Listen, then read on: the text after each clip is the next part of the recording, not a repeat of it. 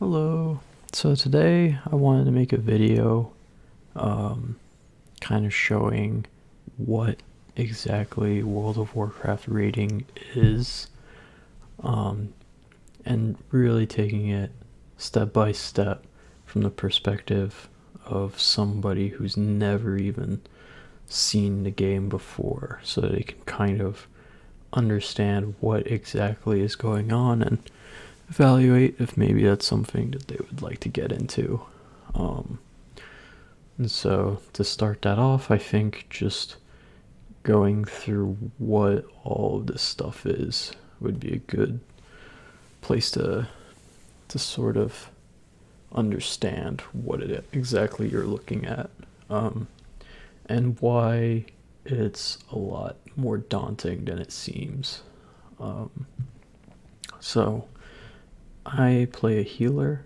Um, the way I set up my screen would be different if I was playing something like a DPS class, since I really want to be. I want everything I need to be in this tiny little window here, so I can look up and see my character right here and be able to see all the relevant information that I need at a glance.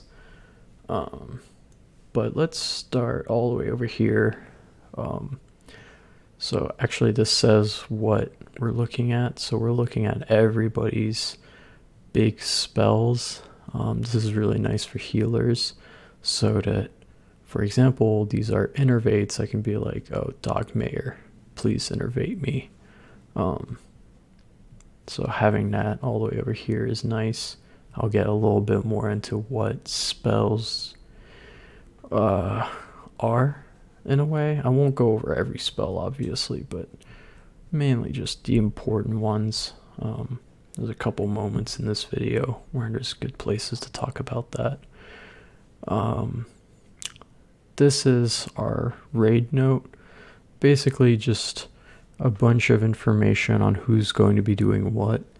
I chose this fight because it has a pretty cool mechanic. It's pretty simple to talk about, and it really highlights how cool some of the fights are, and what makes them fun, and what makes you willing to dedicate so much time towards working towards this goal.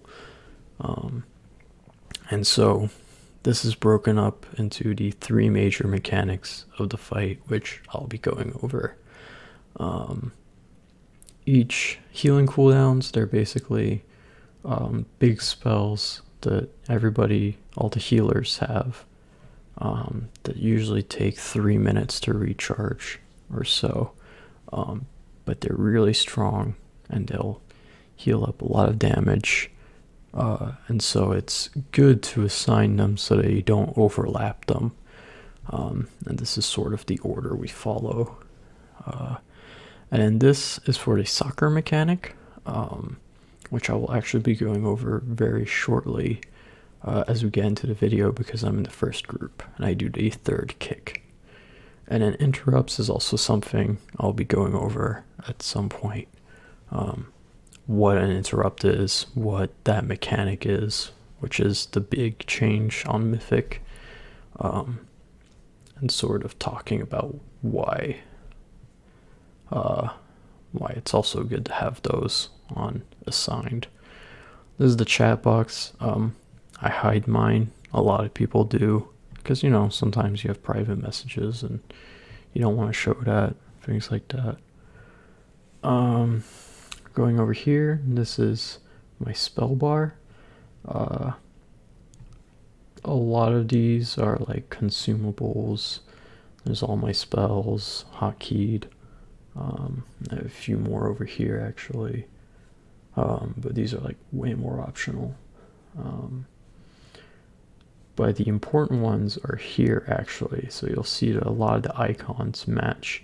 And that's because I don't want to look all the way down here. I want to be able to see what I need right in this tiny window. And you'll actually see I actually have these pop-ups that again show when stuff is off cooldown, because part of what makes World of Warcraft really intense is that you always want to be doing something. It's about really maximizing your time. So, yeah, you'll see that in action when I start playing the video. This is the whole raid. So the way Mythic raiding works is you've got 20 people. We do 2 tanks, 4 healers, and the rest of the people are DPS players.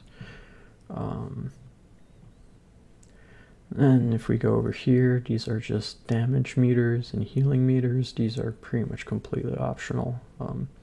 It's just kind of nice to have on the side so you can gauge where you're at compared to everybody else. This is irrelevant. This is just my quest log, and these are just buffs in the mini map.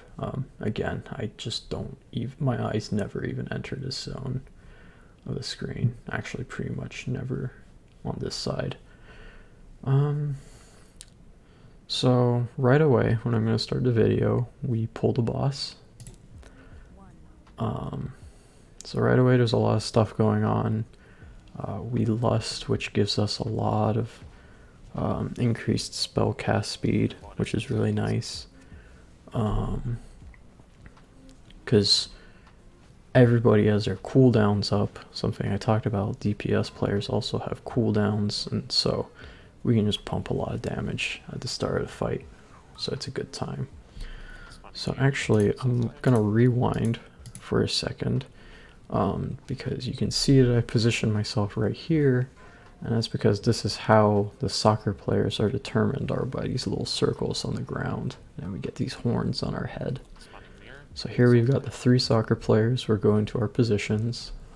This blue bar helps me line up the shot, because here you can see the ball start flying over, and we want to strategically position ourselves so that we only have to kick it 3 times, because each time we kick it, this monster appears and it starts casting.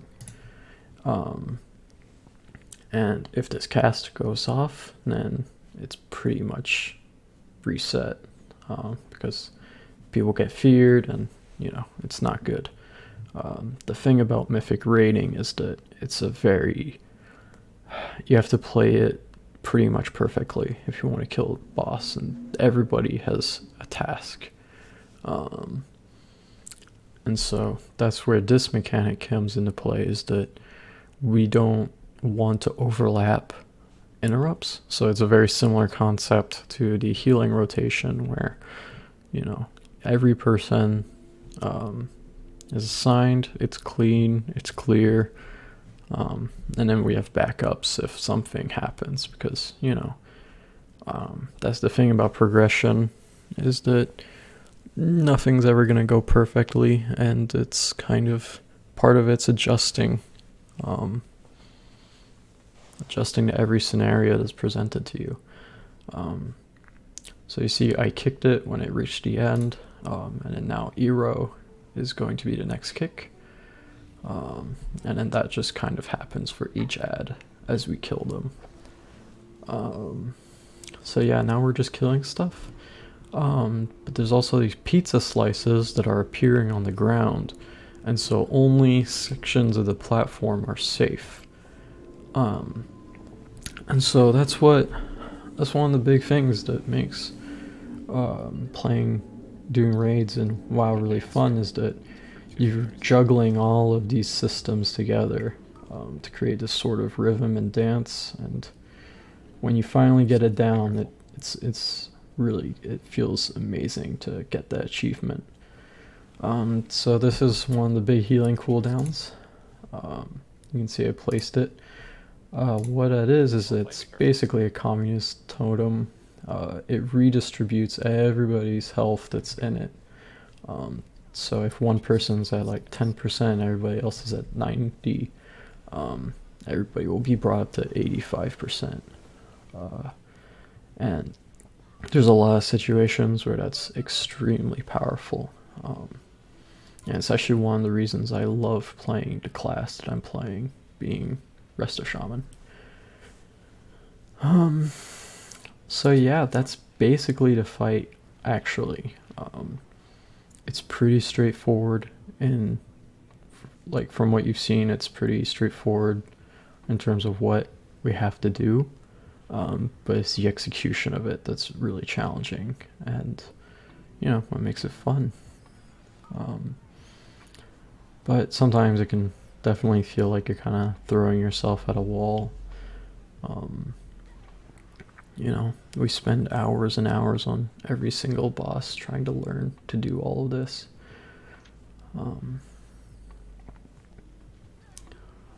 But yeah, once you get it down, it looks buttery smooth and really easy, right?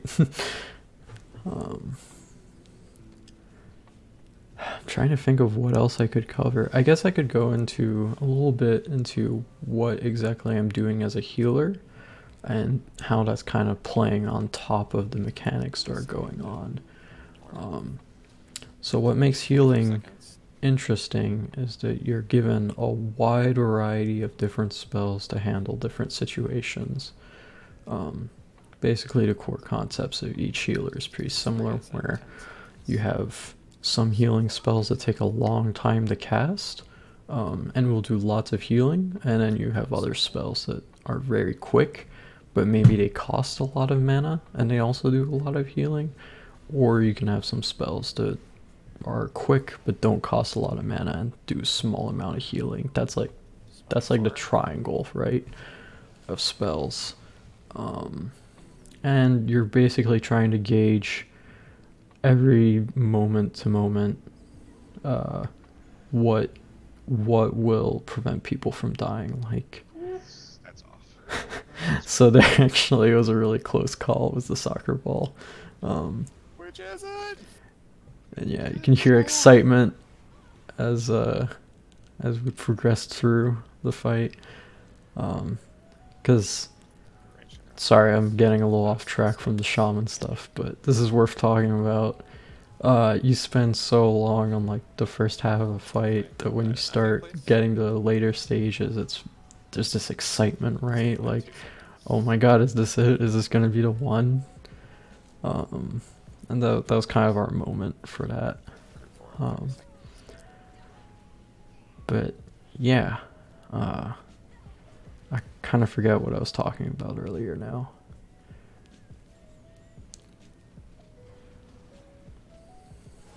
Yeah, here was a small mistake where someone died. I'm actually gonna go back, so you can see exactly like what can happen sometimes.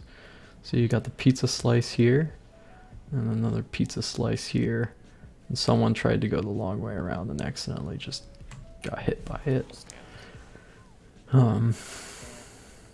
Happens to everybody. But there's some room for mistakes, just a tiny bit. There's something known as battle reses. That's what this little icon is in the corner, where basically you can revive people.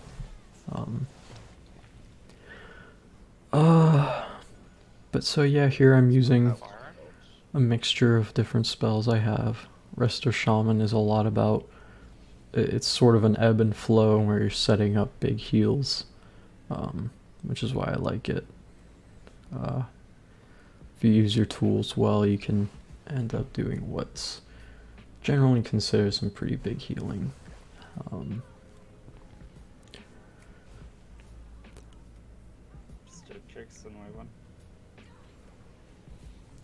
Here there's a lot of excitement.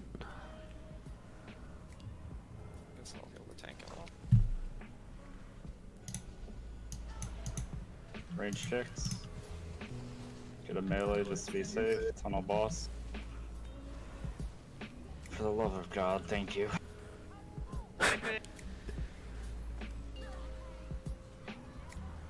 Careful, Torment. Don't stand in shit. He said. Figures.